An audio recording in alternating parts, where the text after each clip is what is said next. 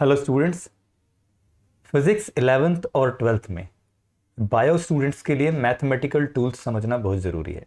यानी चैप्टर 0 में कुछ बेसिक मैथमेटिक्स यहाँ पर आपको पढ़ाई जाती है जो आपके लिए बहुत ज़रूरी है। मैथ्स वाले स्टूडेंट्स तो क्या है, ये सारी चीज़ें कहीं ना कहीं वो पढ़ ही लेते हैं, लेकिन बायो स्टूडेंट्स जो हैं उनको स्पेशली ये मैथमेटिकल टूल्स का जो चैप्टर है बहुत अच्छे से पढ़ना चाहिए।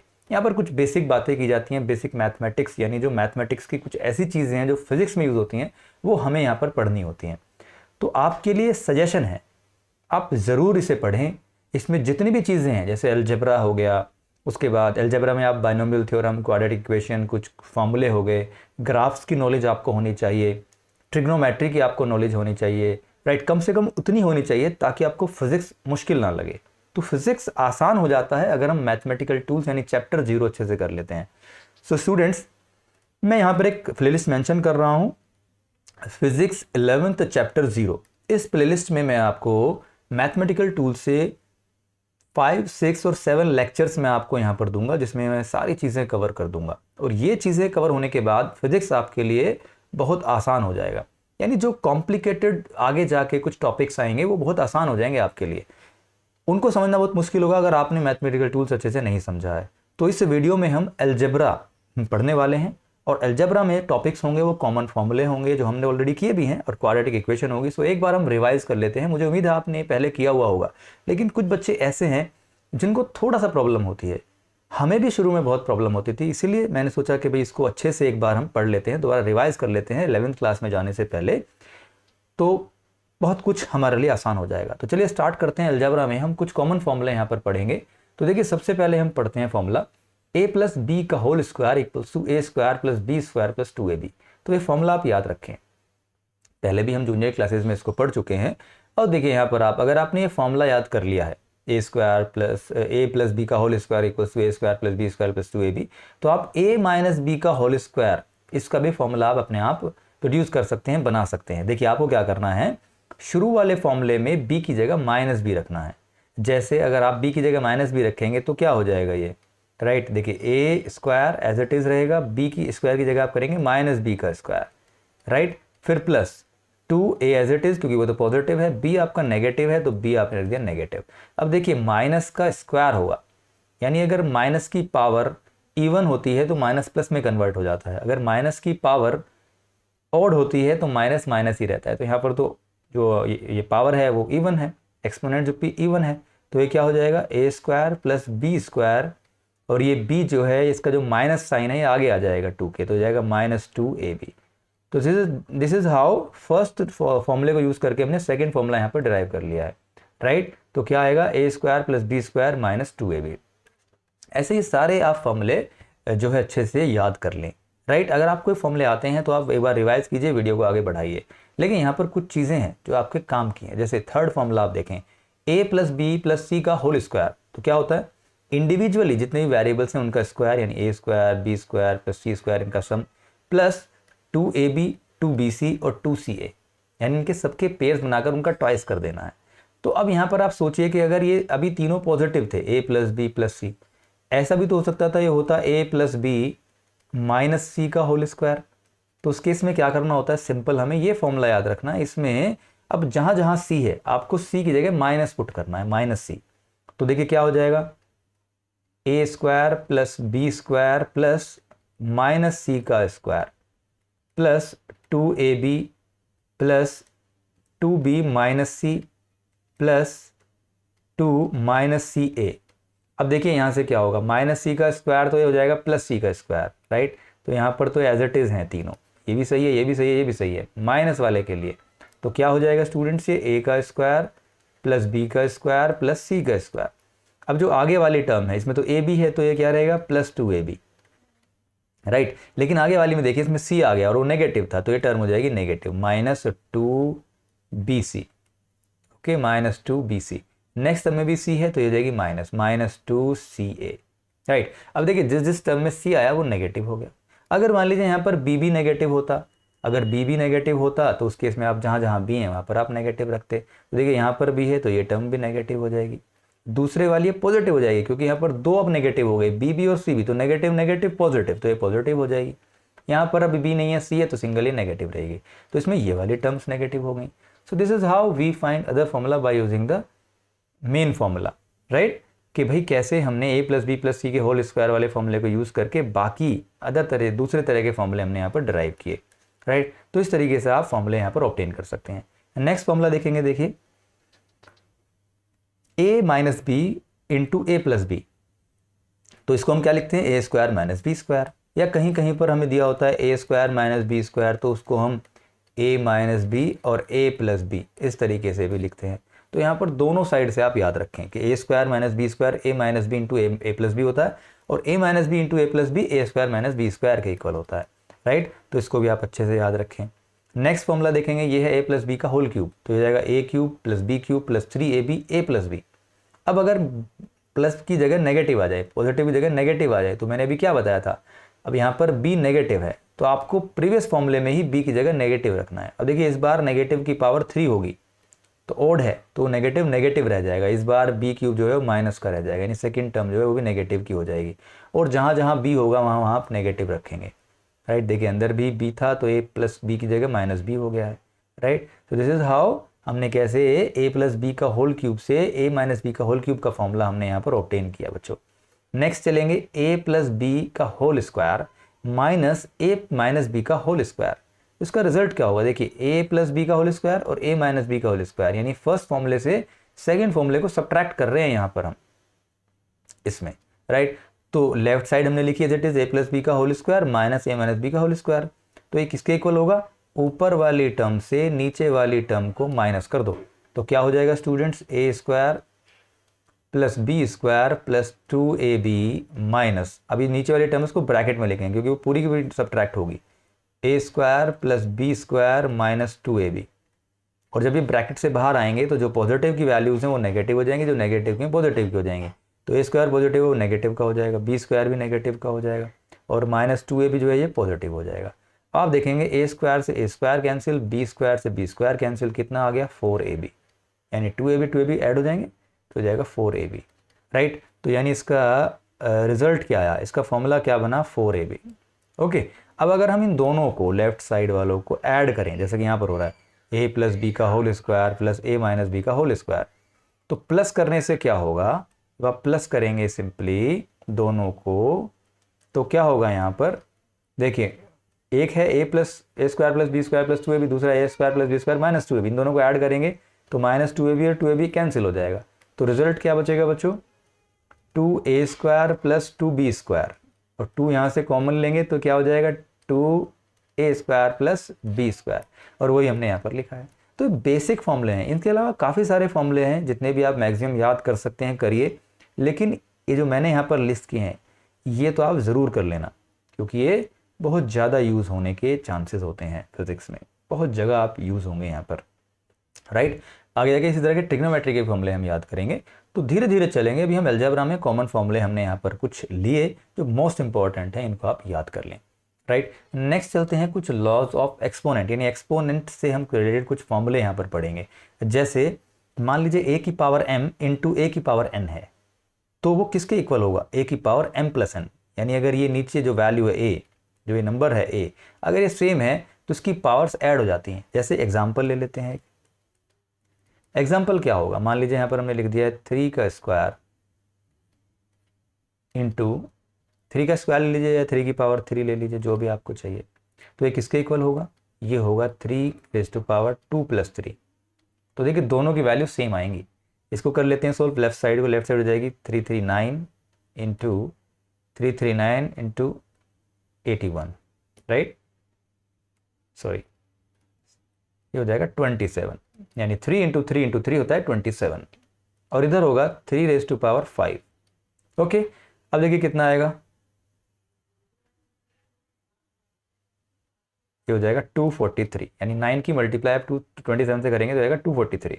अब इधर भी आप करते हैं अगर 3 इंटू 3 इंटू 3 इंटू 3 इंटू 3, तो बेटा ये भी कितना आएगा 243 ही आएगा। तो इसका मतलब क्या है, हमने वेरीफाई किया है वाकई में ये फॉर्मूला बिल्कुल सही है, यानी इस तरीके से हम इसको लिख सकते हैं, पावर ऐड हो सकती हैं, ओके। तो लेकिन यहाँ पर ध्यान दें कि यहाँ पर a होना चाहिए, यहाँ पर b होना चाहिए, पावर चाहे भिन्न हो चाहे सेम हो, राइट। अब देखिए अगर a b की पावर m है, इसका मतलब ये a की पावर b है और ये b की पावर भी है m, तो आप इसको इस तरह लिख सकते हैं a की पावर m इंटू b की पावर m। इसको भी आप वेरीफाई कर सकते हैं। अगर इस तरह लिखा है a raise to power m और फिर ब्रैकेट के बाहर भी पावर है n, तो इसका मतलब है कि mn ये दोनों मल्टीप्लाई में है mn, ओके, a की पावर mn। जैसे कहीं पर लिखा है 2 रेज़ टू पावर 3 और फिर उसकी पावर है 2, तो इसका मतलब है 2 रेज़ टू पावर 6, ओके, 3 से 2 की मल्टीप्लाई की 6 हो गया। अब आप इसको 6 टाइम इसको आप मल्टीप्लाई कर दें, 2 into 2 into 2 into 2 into 2, right. So this is how we have to convert laws of exponent, right? We have to use laws of exponent। अगर किसी वेरिएबल की पावर 0 है या किसी नंबर की पावर 0, इसका मतलब किसके इक्वल होता है, 1 के इक्वल होता है। जैसे मैंने कहा x रेज़ टू पावर 0 ये भी 1 होगा, y रेज़ टू पावर 0 ये भी 1 होगा, भाई 3 रेज़ टू पावर 0 ये भी 1 होगा। यानी किसी भी नंबर की पावर अगर 0 होती है तो वो 1 के ही इक्वल होता है, राइट।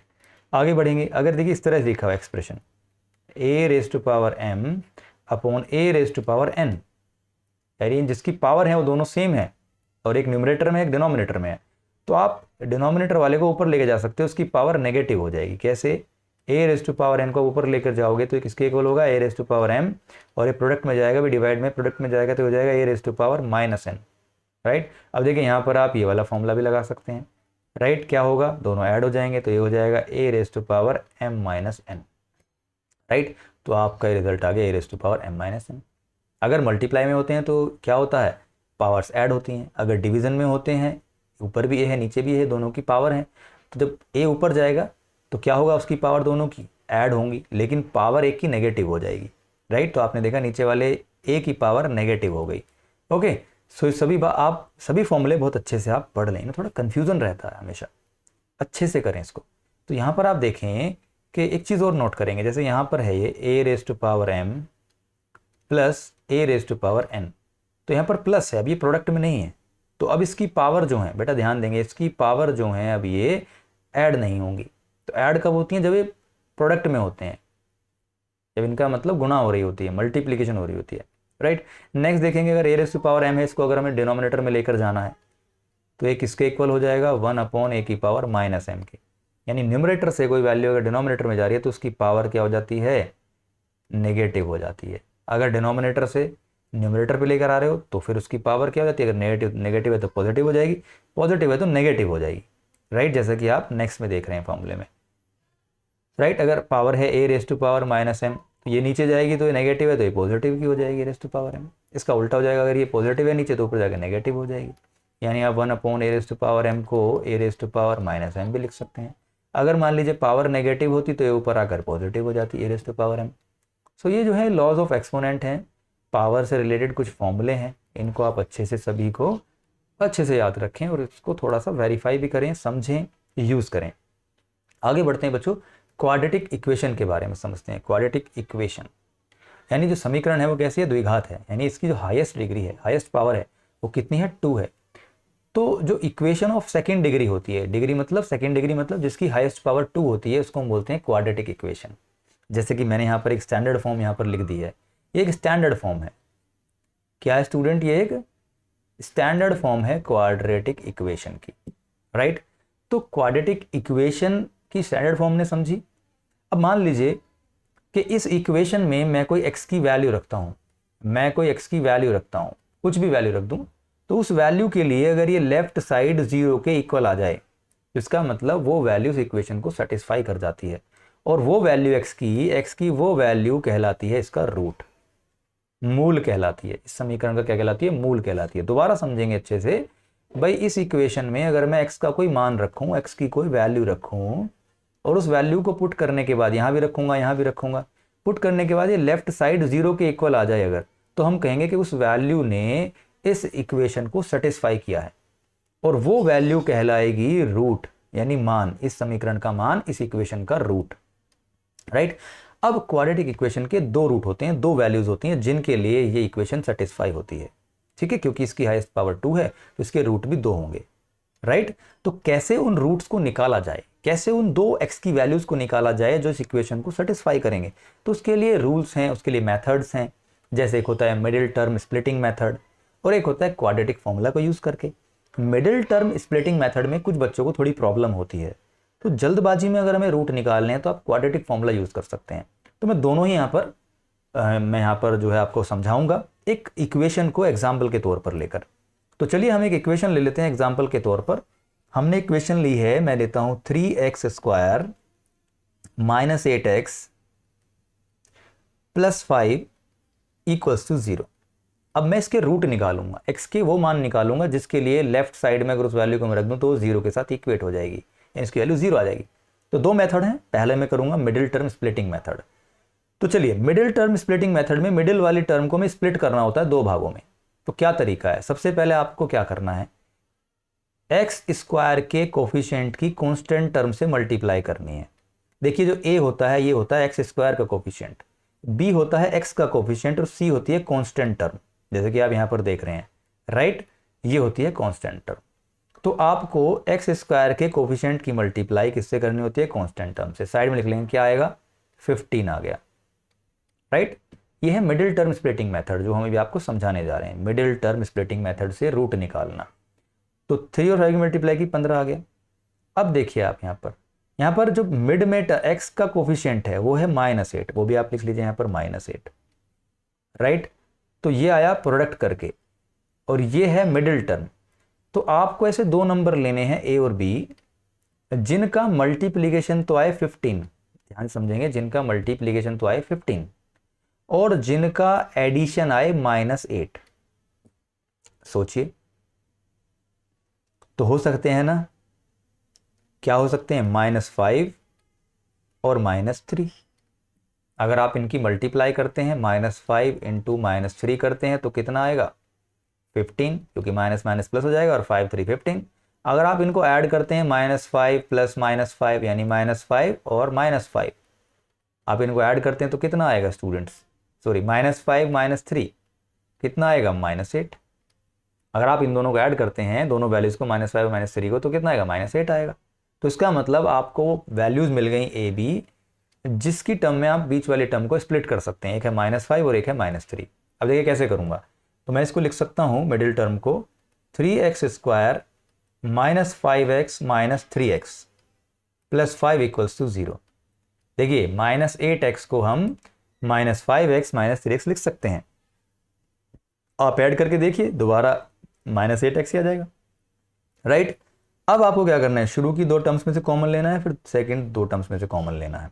तो शुरू की दो टर्म्स में से आप क्या कॉमन ले सकते हैं, x ले सकते हैं। तो अंदर क्या बचेगा बच्चों, 3x - 5, राइट। फिर आप देखेंगे दूसरे जो टर्म्स हैं इन दोनों में से आप क्या ले सकते हैं, यहाँ से आप कुछ ले सकते हैं, आप यहाँ से -1 ले सकते हैं, तभी आपका ब्रैकेट में बचेगा 3x - 5, ताकि इसके साथ सेम हो सके। तो यहाँ से आप क्या ले लें, -1 कॉमन ले लें, दूसरी दो टर्म्स में से -1 कॉमन लेंगे तो अंदर क्या बचेगा बच्चों, 3x - 5 = 0। तो यहाँ से हमें दो फैक्टर्स मिले, राइट। तो जो कि गुणनखंड है यहाँ पर क्या मिले हैं, एक मिला है x - 1 और एक मिला है 3x - 5। देखिए 3x - 5 दो बार है, तो आप इसको एक बार लिखेंगे, एक है x - 1, ये रहा x और ये रहा -1, इसको आप एक ब्रैकेट में लिखें और 3x - 5 को आप ले लें, तो ये जाएगा = 0। अब देखिए दो वैल्यूज का प्रोडक्ट 0 है, मान लीजिए अगर a × b का प्रोडक्ट 0 है, तो इसका मतलब है तो a 0 है या फिर b 0 है। तो यहाँ पर ये दोनों वैल्यूज, दोनों जो खंड हैं x - 1 और 3x - 5, इन दोनों का 1 बाय 1 0 के साथ इक्वेट करेंगे और x की वैल्यू निकालेंगे। तो अगर आप x - 1 को 0 से इक्वेट करोगे तो आपको x की वैल्यू क्या मिलेगी, आपको x की वैल्यू मिलेगी 1, राइट। अगर आप 3x - 5 को 0 के साथ इक्वेट करोगे तो आपको x की वैल्यू मिलेगी 5/3। तो यानी आपको दो वैल्यूज मिल गई बच्चों। मैं इधर रब कर देता हूं क्योंकि ये हमारा हो गया था मिडिल टर्म स्प्लिटिंग मेथड के लिए, मैंने इसको समझाया था। तो यहाँ पर आप ध्यान दें कि आपको दो वैल्यू मिल गई x की, एक x की वैल्यू मिली 1, दूसरी x की वैल्यू मिली 5/3। अब अगर आप इस इक्वेशन में x की वैल्यू 1 रखें चाहे 5/3 रखें इस इक्वेशन में, तो आपको इस इक्वेशन की वैल्यू 0 मिलेगी। अगर लेफ्ट साइड में आप x की जगह 1 और 5/3 रख देते हैं, दोनों जगह, यहाँ पर भी और यहाँ पर भी, फर्स्ट टर्म में भी और सेकेंड टर्म में भी, तो आपको ये पूरा जो वैल्यू है 0 के इक्वल मिल जाएगी, चाहे तो आप रख के देख लीजिए। तो इसका मतलब है इसके मूल हैं, इसके रूट हैं, इस क्वाड्रेटिक इक्वेशन के ये रूट हैं दोनों, राइट। तो रूट आगे जाके फिजिक्स में हमें निकालने होते हैं, बहुत ज़्यादा काम आते हैं, तो हमें रूट निकालना आना चाहिए। अब मान लीजिए कभी कभी हमें कन्फ्यूज़न होता है कि भाई मिडिल टर्म स्प्लिटिंग मेथड से कैसे हम निकालें, कन्फ्यूज़न होता है, दो नंबर हम सर्च नहीं कर पाते हैं, तो आप क्वाड्रेटिक फॉर्मूला यूज़ कर सकते हैं। चलिए क्वाड्रेटिक फॉर्मूला समझते हैं, ठीक है। क्वाड्रेटिक फॉर्मूला हम ले लेते हैं यहाँ पर कि लेट से हम सेम इक्वेशन को करते हैं क्वाड्रेटिक फॉर्मूले से। तो पहले हम क्वाड्रेटिक फॉर्मूला ले लेते हैं। क्वाड्रेटिक फॉर्मूला क्या होता है? क्वाड्रेटिक फॉर्मूला है, मान लीजिए एक रूट हमने मान लिया अल्फा और दूसरा हमने मान लिया बीटा।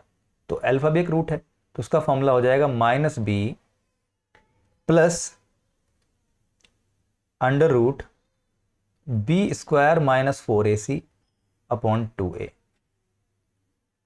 और दूसरा रूट हमने ले लिया बीटा। ये मूल हैं जिनकी वैल्यू रख के इस इक्वेशन को सेटिस्फाई करते हैं। दूसरा हो गया minus b minus under root b square minus 4ac। अब देखिए दोनों में क्या फ़र्क है, दोनों फॉर्मूले में दोनों बिल्कुल सेम ही हैं, बस यहाँ पर पॉजिटिव है और यहाँ पर ये नेगेटिव है, राइट। तो इस तरीके से हमें दो रूट मिल जाएंगे। तो देखिए वैल्यू रखेंगे, तो हमने इक्वेशन ली, सेम इक्वेशन लेता हूँ बच्चों। इक्वेशन क्या थी? 3x square minus 8x plus 5 equals to 0। अब देखिए इसको स्टैंडर्ड इक्वेशन से कंपेयर करेंगे। अगर हम स्टैंडर्ड इक्वेशन से कंपेयर करेंगे तो बच्चों a की वैल्यू क्या आएगी? a की वैल्यू आ गई 3। b की वैल्यू क्या आएगी? b की वैल्यू आ गई -8। देखिए यहाँ पर x का कोफिशिएंट है b, यहाँ पर x का कोफिशिएंट है -8, तो इस तरीके से आपको लेना है। और c की वैल्यू आ गई 5। देखिए यहाँ पर c है और यहाँ पर क्या है? 5 है। अगर वैल्यू नहीं दी इक्वेशन तो आप 0 ले लेंगे c की वैल्यू। तो चलिए अल्फा की वैल्यू निकालते हैं बच्चों। अल्फा की वैल्यू क्या होगी? b की जगह रखा आपने क्या? -8, और माइनस फॉर्मूले में है तो हो जाएगा -8, फिर प्लस अंडर रूट बी का स्क्वायर यानी -8 का स्क्वायर, राइट, -4ac। a क्या है बच्चों? a है 3 और c है यहाँ पर क्या? 5, राइट। अपॉन में क्या आ जाएगा स्टूडेंट्स? अपॉन में आ जाएगा 2 इंटू a की वैल्यू क्या है यहाँ पर? a की वैल्यू है 3। पहले इसी को सॉल्व कर लेते हैं। ये आ जाएगा बच्चों 8 यानी माइनस माइनस प्लस हो जाएगा, तो प्लस का 8 अंदर होगा रूट के अंदर। 8 का 64 माइनस का स्क्वायर है तो प्लस हो जाएगा, तो हो जाएगा 64 माइनस ये होगा बच्चों, ये हो जाएगा 60। 4 इंटू 3 इंटू 5 और माइनस माइनस है -60 अपॉन ये हो जाएगा 6, राइट।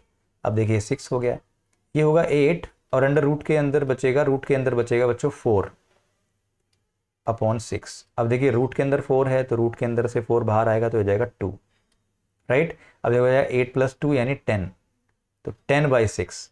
ओके, इसको हम कैंसिल करेंगे तो ये हो जाएगा 2 5 10, 2 3 just 6। तो कितना आया स्टूडेंट्स? रूट यहाँ से कितना आया? 5/3, यानी यहाँ से अल्फा की वैल्यू आई 5/3, जो कि मिडिल टर्म स्प्लिटिंग मेथड से भी आई थी 5/3, right. Middle term splitting method से भी 5/3 आई, राइट। तो हमें अल्फा की वैल्यू मिल गई, एक रूट मिल गया 5/3। पहले भी एक रूट कितना आया था? 5/3 ही आया था। यहाँ पर सिर्फ आपको फॉर्मूला याद रखना है। अब देखिए बीटा के लिए क्या करना होता है। बीटा के लिए अगर मैं इसी को बीटा बनाऊँ, यहाँ पर आपको सिर्फ माइनस लगा देना है। क्या हो जाएगा? माइनस। तो क्या आएगा आपका स्टूडेंट्स? बीटा की वैल्यू क्या आएगी? 8 माइनस, और यहाँ पर क्या हो जाएगा स्टूडेंट्स? 2 अपॉन 6। तो ये क्या हो जाएगा? 6/6। तो वैल्यू कितनी आई? 1। इसका मतलब दूसरा रूट क्या आया? बीटा। बीटा की वैल्यू आ गई 1 students. So this is how we find 2 roots of a quadratic equation. उम्मीद है आपको किसी क्वाड्रेटिक इक्वेशन के, यानी एक इक्वेशन है जिसकी जो घात है, जो हाईएस्ट पावर है वो 2 है, तो उसके जो रूट्स होते हैं, मूल होते हैं, वो कैसे निकालते हैं? दो तरीके से आप समझें। यहाँ पर एक क्वाड्रेटिक फॉर्मूला यूज़ करके बहुत आसान है, राइट। तो ये आपने किया। बच्चों यहाँ पर आप एक चीज़ और ध्यान देंगे कि अभी हमने एक इक्वेशन के रूट्स निकाले थे। एक को हमने अल्फा बोला था, दूसरे को हमने बीटा बोला था, यानी एक्स के वो मान जिनको हम इस इक्वेशन में अगर पुट करें लेफ्ट साइड तो ये वैल्यू हो जाती है 0 के इक्वल। तो ये रूट्स हैं, इनको मूल बोलते हैं समीकरण का। तो अगर हम इनका प्रोडक्ट करते हैं, मान लीजिए हम अल्फा और बीटा का प्रोडक्ट करते हैं, तो ये किसके इक्वल आएगा? ये आएगा c/a के इक्वल, राइट। यानी c ये है और a ये है, कॉन्स्टेंट टर्म और एक्स स्क्वायर का कोफिशिएंट उनके रेशो के इक्वल आएगा। अगर स्टूडेंट्स हम अल्फा प्लस बीटा करते हैं, दोनों रूट का सम करें, तो किसके इक्वल आएगा? वो आएगा -b/a के, यानी negative of the ratio of coefficient of x to coefficient of x square, right. और अगर आप सब्ट्रैक्शन करते हैं, मान लीजिए आप अल्फा माइनस बीटा करते हैं, तो ये होगा equal B square minus 4ac upon A के। स्टूडेंट्स यहां पर जो टर्म है ना बी स्क्वायर माइनस 4ac, इसको हम डिस्क्रिमिनेंट भी बोलते हैं, राइट। इसको हम डिस्क्रिमिनेंट बोलते हैं, डी बोलते हैं। इससे रिलेटेड भी आपने काफ़ी सारी चीज़ें पढ़ी होंगी कि अगर डी की वैल्यू ग्रेटर देन 0 है तो रूट्स कैसे होते हैं, अगर कम है 0 से तो कैसे होते हैं, 1 है तो क्या होता है, ये सारी चीज़ें पढ़ी हैं, लेकिन इस पर इतना ज़्यादा ध्यान नहीं देंगे फिलहाल। अभी आप ये चीज़ें यहाँ पर ध्यान दें, ये हमारे काम की हैं कि कैसे हम अल्फ़ा बीटा की वैल्यू निकालते हैं मिडिल टर्म स्प्लिटिंग मेथड से, या क्वाड्रेटिक इक्वेशन से, जो क्वाड्रेटिक फॉर्मूला हमारे पास है, या फिर ये जो रूट्स हमें मिले हैं तो उनका प्रोडक्ट क्या होता है, उनका एडिशन क्या होता है, उनका सब्ट्रैक्शन क्या होता है, इनके फॉर्मूले भी आप थोड़ा ध्यान रखें। तो बच्चों इस वीडियो में सिर्फ इतना ही। नेक्स्ट वीडियो में हम बायनोमियल थ्योरम को डिटेल में समझेंगे। सो मिलते हैं नेक्स्ट वीडियो में नेक्स्ट टॉपिक के साथ। Thanks for watching, stay blessed.